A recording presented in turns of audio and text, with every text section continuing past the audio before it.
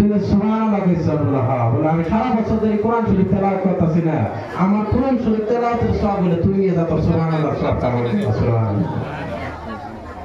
তো আমার কোরআনই গাইছে আমার শেষ করা লাগে, মুখ অতিথি এসে গেছে।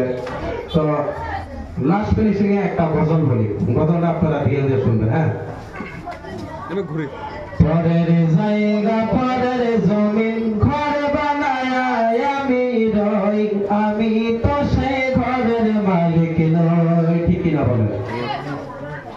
পরের জায়গা পরের জমিন ঘর বানায়া আমি রই, আমি তো সেই ঘরের মালিক নই।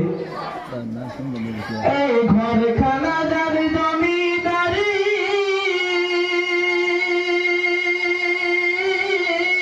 ও আমি পাই না তাহার হুকুম জারি, ও আমি পাই না জমিদারের দেখা, মনের দুঃখ কারে কই, আমি তো সে ঘরের মালিক নই। পরের জায়গা পরের জমিন ঘর বানায়া আমি রই, আমি তো সেই ঘরের মালিক নই।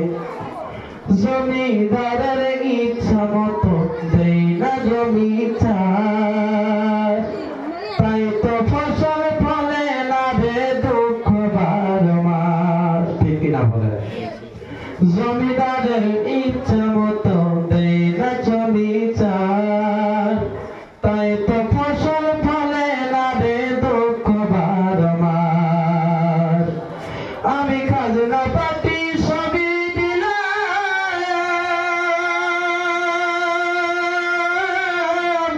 আমি খাজনা পাতি সবই দিলাম, তবু জমিন আমার হইতে নিলাম, তবু জমিন আমার হইতে নিলাম, ডাকিলে মেলে না সই, আমি তো সেই ঘরের মালিক নই।